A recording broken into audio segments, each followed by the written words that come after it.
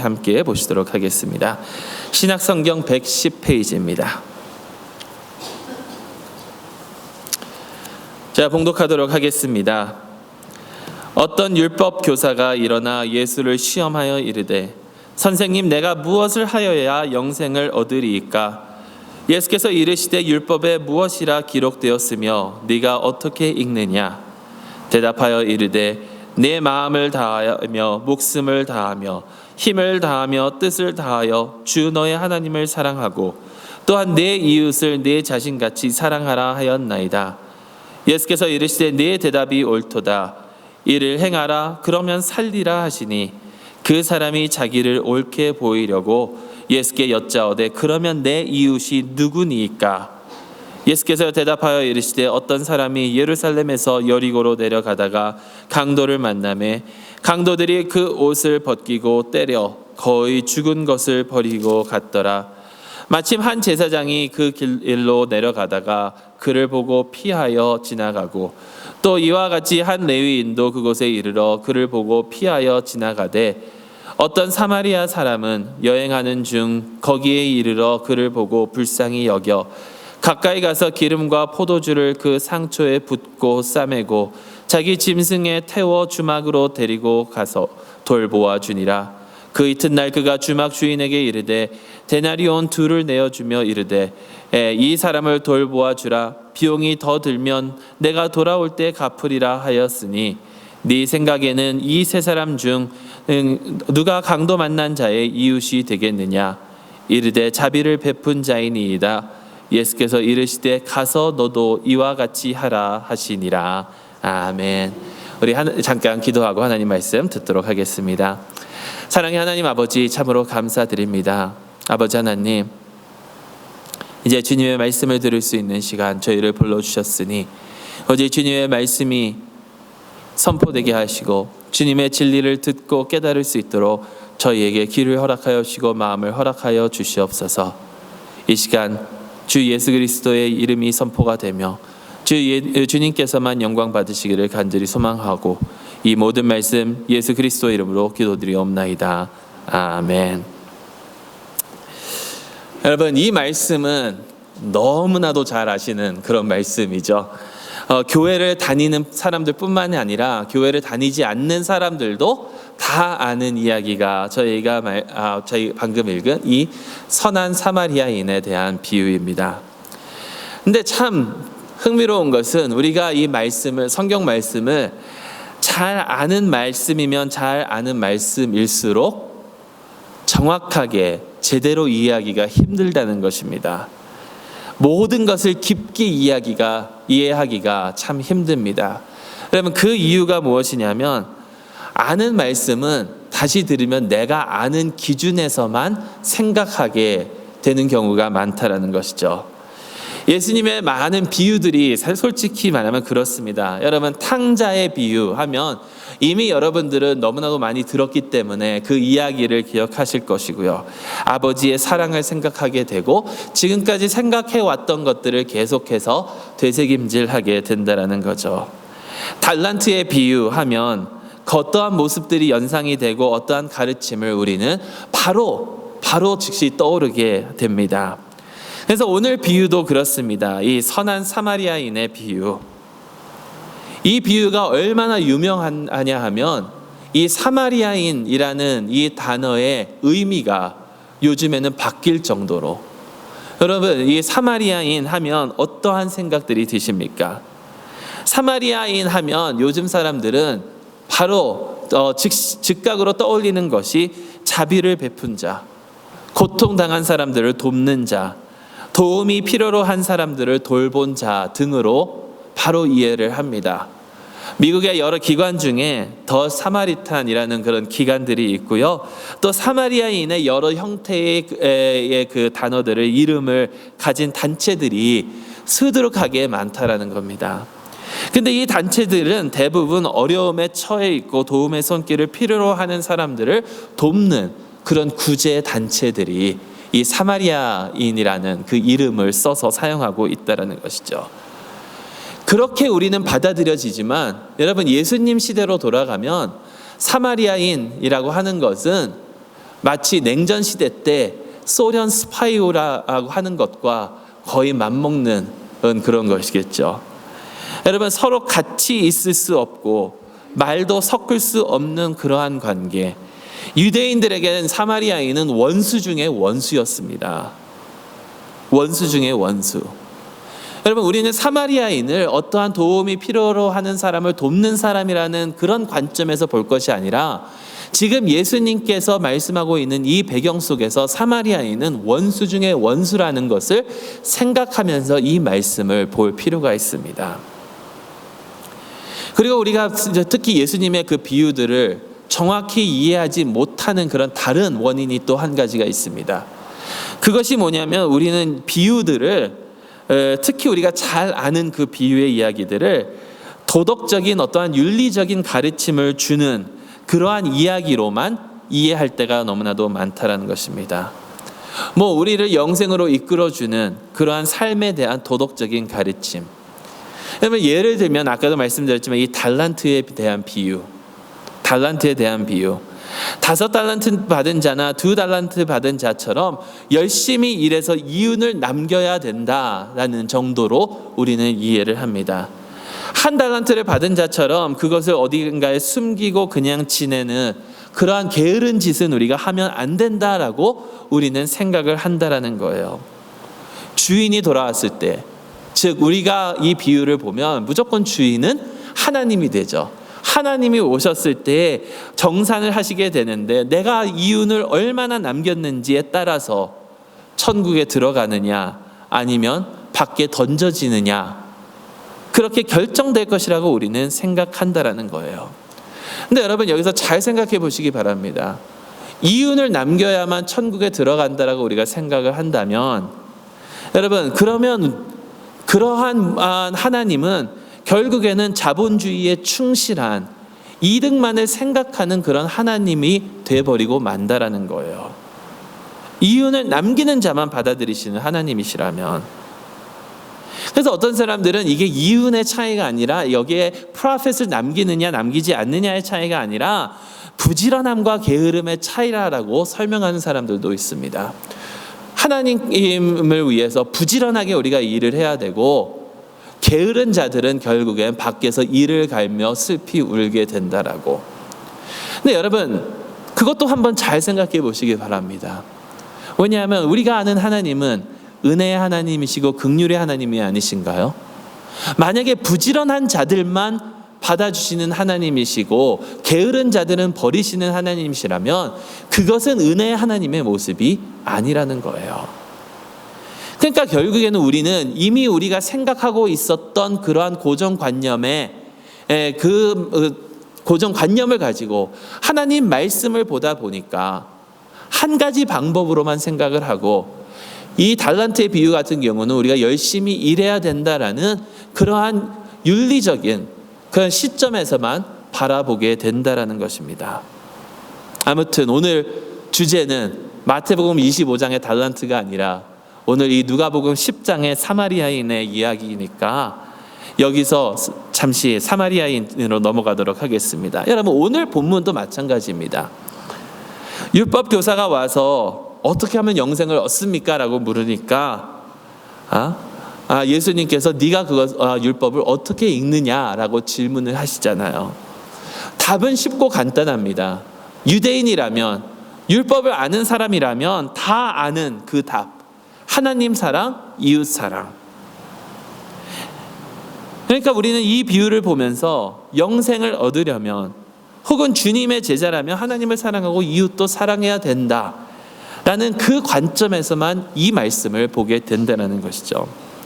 내 도움이 필요로 한 사람이 있으면 그 사람을 돕고, 여기에 나오는 이 제사장이나 레위인처럼 그냥 보고 피하는 자가 되면 안 된다라고. 그리고 여기서 한 단계 더 나아가서 이 말씀을 보게 되면 그 도움이 필요로 한 사람이 나의 원수일지라도 그 사람을 도와야 된다. 이 정도의 윤리적인 도덕적인 가르침으로 우리는 이 말씀을 읽게 된다는 겁니다. 내가 싫어하는 사람이라도 그 사람이 나의 도움을 필요로 하면 우리는 도와야 할 그런 의무가 있다. 근데 여러분, 이게 과연 이 비유의 말씀의 전부일까요? 여러분, 예수님께서 말씀하시는 이 비유들이 과연 어떠한 도덕적인 가르침을 주는 그러한 말씀으로 끝나는 것일까요? 여러분, 성경 말씀을요, 특히 예수님의 가르침을 우리가 이 세상을 어떻게 도덕적으로 윤리적으로 살아가야 되느냐에 그치게 된다면 그것은 이 세상의 다른 종교들과 다를 바가 전혀 없습니다. 그는 우리가 어떻게 해야 되느냐에 초점을 맞추게 된다면 그것은 우리가 주객이 되는 종교지 하나님께서 주권자이신 기독교가 아니라는 말씀이에요. 예수님께서 이 비유를 말씀하신 것이 그냥 단순히 도덕적인 가르치심을 주시기 위해서라면 굳이 왜 비유로 말씀을 하셨을까? 여러분, 우리가 이것을 잘 이해하려면 왜 예수님께서 비유로 말씀하셨는지를 생각해 봐야 됩니다. 예수님께서 비유로 말씀하시기 시작했을 때가 언제인가를 우리가 생각해 봐야 된다는 거예요. 예수님께서 예수님의 사역이 처음부터 시작되면서 비유로 말씀하신 것이 아닙니다. 예수님께서 비유로 말씀하시기 시작한 그 시기는 언제냐면 예수님의 사역을 사람들이 받아들이지 않고 예수님을 반대하고 나아갔을 때, 그때부터 비유로 말씀하셨다라는 거예요. 처음에 예수님께서 사역을 하시고 가르침을 사람들이 잘 받아들이실 때에는 비유로 말씀하지 않으셨습니다. 근데 예수님께서는 이제 자기 일을 대적하고 배척하기 시작하니까, 그리고 또 예수님은 지금 예루살렘으로 향하고 있다고 지난 몇 주간 동안 저희가 봤는데, 이 예루살렘으로 향하는 그 여정 속에서 예수님은 이 세상을 떠날 그 날이 다가오고 있기 때문에 예수님께서는 비유로 말씀하시기 시작했다라는 거예요. 그 관점에서 보면 이 비유들은 우리가 많이 아는 이솝의 우화처럼 단순히 어떤 가르침을 주고 그것으로 끝나는 것이 아니라는 것입니다.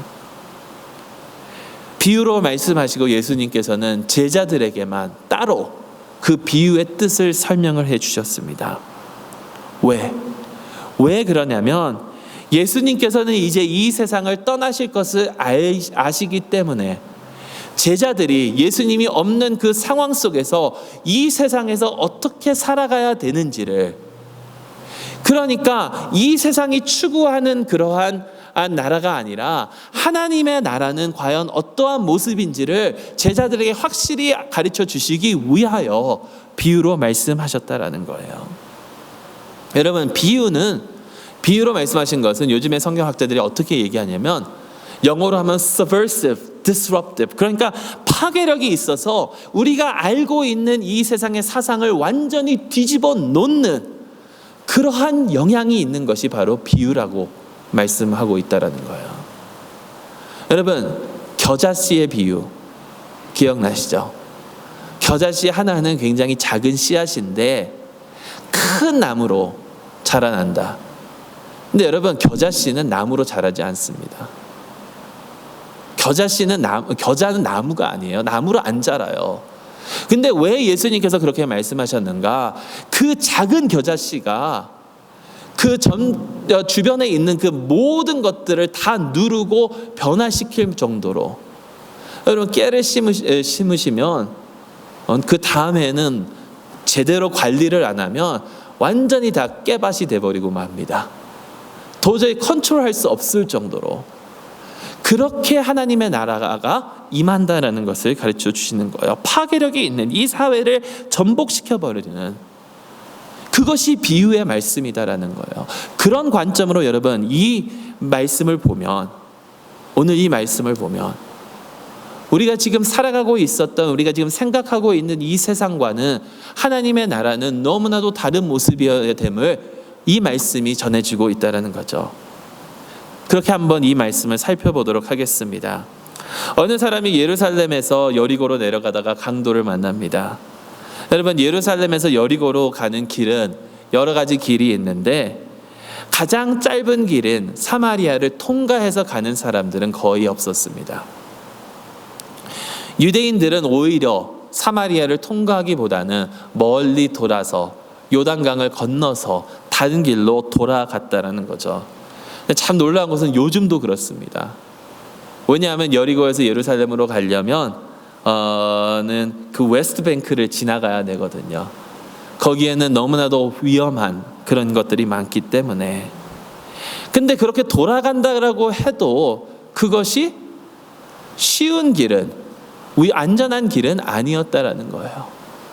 돌아가게 되면 결국에는 이제 예루살렘으로 올라갈 때 거기가 광야길이 되는데, 꼬불꼬불한 그 광야길에서 언덕과 골짜기를 계속해서 넘나들어야 되기 때문에 그곳에서는 강도를 만나기가 매우 쉽다라고 합니다.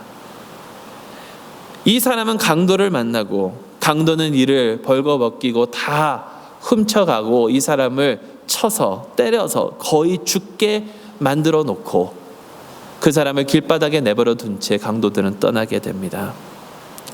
길을 가는 사람들이 이 사람이 죽었는지 살았는지 알 수 없을 정도로, 그때에 성전에서 일하는 제사장과 레위인이 이것을 지나가게 됐는데 그 사람들은 이 사람을 그냥 지나치게 됩니다.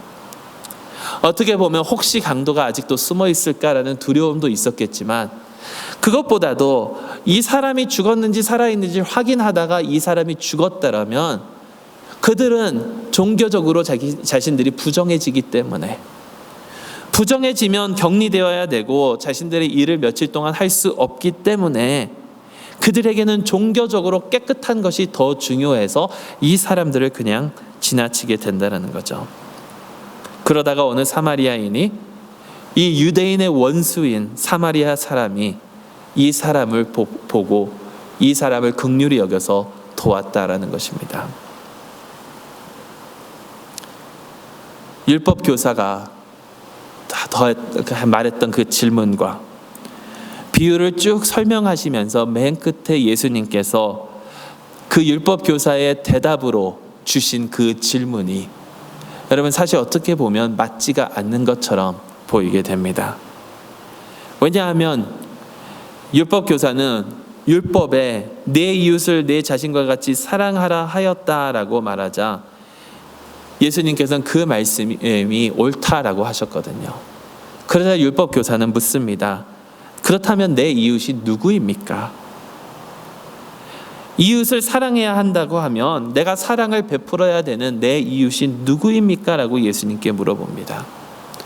여러분, 이것은 율법 교사가 몰라서 묻는 것이 아니라 자기를 옳게 보이려고 물었다라고 성경은 전하고 있습니다. 율법 교사는 자기가 생각하고 있었던 답이 있었습니다. 그것이 무엇이냐면 하나님은 이스라엘의 하나님이시니 내 이웃은 이스라엘, 즉 유대인 이웃을 생각하고 있었다라는 거죠. 예수님께서는 이스라엘의 하나님은 온 세상의 하나님이시니 이웃은 온 세상의 사람들이라라고 말씀하실 것을 어떻게 보면 이 율법 교사는 이미 알고 있었을 것이에요. 네, 여러분, 예수님께서 어떻게 대답하시나 보십시오. 비유를 쭉 설명하신 후에 예수님께서 이렇게 질문합니다. 사마리아인이 누구를 이웃으로 여겼느냐라고 질문하지 않으시고, 누가 이 거의 죽은 사람의 이웃이 되었느냐라고 질문을 하십니다. 이웃을 내 몸과 같이 사랑하라고 해서 내 이웃이 누구입니까? 라고 율법교사가 물어본 것은 내가 그러면 누구에게 사랑을 보여줘야 됩니까? 라는 거잖아요. 내가 가진 것이 있기 때문에 가진 것이 없는 누구를 사랑해야 됩니까? 누가 내 이웃입니까? 근데 예수님께서는 그렇게 답한 것이 아니라 지금 이 도움이 필요로 한 사람의 이웃이 누가 되었느냐, 누가 이 사람의 이웃이 되었느냐. 여러분, 끝에 예수님께서 너도 가서 이렇게 해라라고 해서 어떻게 보면 처음 볼 때에 너무나도 간단하고 심플한 이 도덕적이고 윤리적인 가르침 가운데 더 큰 도전이 있었다라는 거예요. 누가 내 이웃이 있어서 나의 도움을 받아야 하는 것이 아니라 예수님께서 이 율법 교사에게 던진 질문은 과연 네가 원수인 사마리아인을 이웃으로 여길 수 있느냐라는 겁니다. 왜냐하면 사마리아인을 이웃으로 받아들이지 않는다면 결국에는 죽음밖에 기다리지 않는다라는 거예요. 유대인의 입장에서 사마리아인이 자기의 이웃이 될 수가 없다면 결국에는 나에게는 죽음밖에 없다라는 거예요. 나를 도와줄 사람이 없으니까. 여러분, 이게 얼마나 다른 생각인지, 우리가 흔히 생각할 때는 내 이웃은 내 도움이 필요로 하는 사람인데, 그것이 아니라 내가 저 사람을 이웃으로 받아들이지 않는다면 결국에는 나는 죽을 수밖에 없다라는 사실. 여러분, 왜 이렇게 되느냐면 그 시대에 이스라엘 사람들은 어떻게 믿었냐면 하나님께서 이스라엘을 구원하여 주실 때에는 로마인들, 사마리아인들, 이방인들을 다 몰아내고 우리의 하나님, 우리의 나라만 세우시는 그런 하나님으로 여겼다라는 거죠. 근데 예수님께서 말씀하시는 하나님의 세상은, 하나님의 나라는 그렇게 남들을 배척하고 적들을 배척하는 그러한 나라가 아니라 이 세상에 평화를 주시기 위해서 임하는 하나님의 나라라는 거예요.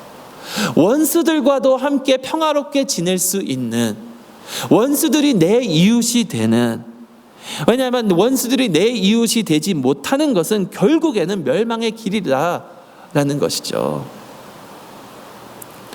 결국에 지금 이 율법 교사와 예수님이 말하고 있는 것은 온전한 하나님의 나라에 대한 두 가지 다른 개념을 말하고 있다는 겁니다.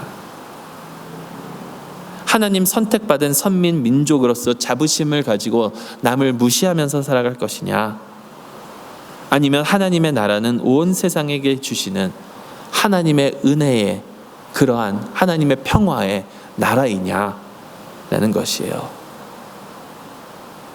이것이 저희에게 던져주는 질문은 여러분 이것입니다.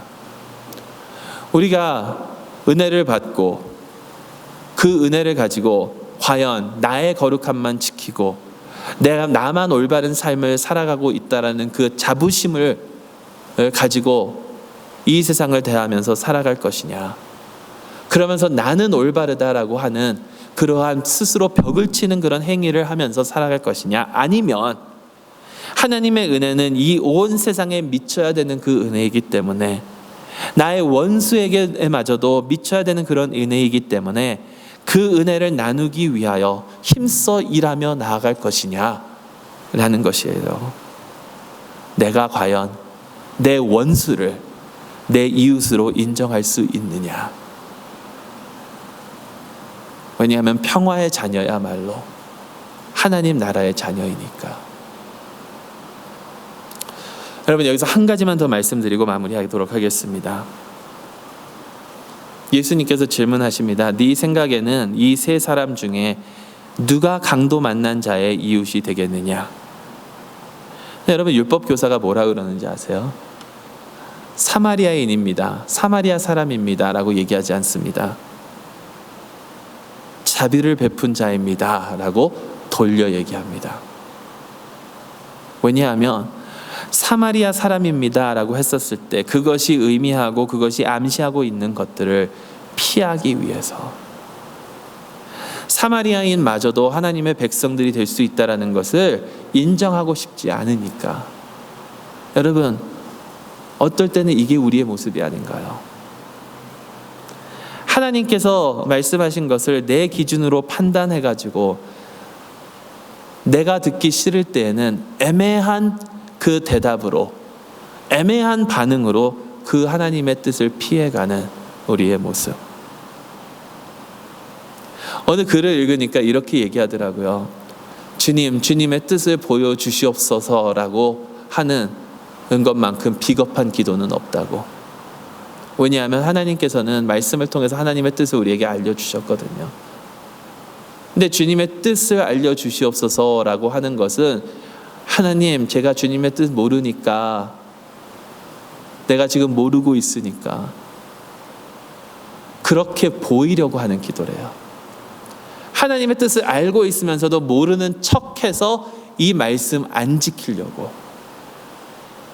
누가 이웃이냐 라고 물었을 때 사마리아인입니다 라고 대답을 해야 되는데 긍휼을 베푼 자입니다. 결국에는 옆으로 빠져나가는 그러한 우리의 신앙 모습. 여러분, 내가 생각했던 것, 내가 꿈꾸는 사회, 내가 생각하는 그 나라가 잘못된 것이고 하나님께서는 사마리아인에게도 은혜를 베푸시는 은혜의 하나님, 평강의 하나님이십니다 라고 이렇게 반응해야 되는데, 여러분, 우리는 과연 무엇 때문에 사마리아인입니다 라는 이 대답을 피하며 살아가느냐라는 겁니다. 여러분, 하나님의 은혜는 온 세상의 모든 사람들에게 미쳐야 되는 그런 은혜입니다. 하나님께서 우리에게 주신 하나님의 뜻은 우리 모두가 다 순종으로 지키며 나아가야 되는 그런 하나님의 길입니다. 이런 하나님의 길을 걸어갈 수 있는 저와 여러분들이 될 수 있기를 소망합니다. 여러분, 그렇다면 우리의 이웃은 과연 누구인가요? 기도하겠습니다. 사랑의 하나님 아버지, 저희를 사랑하여 주심을 감사합니다. 저에게 은혜를 내려주심을 감사합니다. 저에게 주님의 나라의 백성이 되게 하여 주심을 감사합니다. 그럼에도 불구하고 주님의 나라를 위해서가 아니라 나의 왕국을 위해서 살아갈 때가 많았음을 고백합니다. 나의 왕국을 위해서 남을 배척했을 때가 많음을 고백합니다. 아버지 하나님, 그러면서 주님의 말씀을 가지고 아버지 하나님 스스로 벽을 치며 살아갔을 때가 많음을 고백합니다. 그런 저희를 용서하여 주시옵고 이웃을 사랑할 수 있도록 인도하여 주시옵소서. 그 어떠한 사람이라도 우리의 이웃이 될 수 있음을 깨닫고 하나님 나라의 백성이 되어야 됨을 깨닫고 주님의 은혜를 베풀 때에 아버지 하나님 넉넉한 마음으로 너그러운 마음으로 베풀 수 있는 저희 모두가 되게 하여 주시옵소서. 예수 그리스도의 이름으로 기도드리옵나이다. 아멘.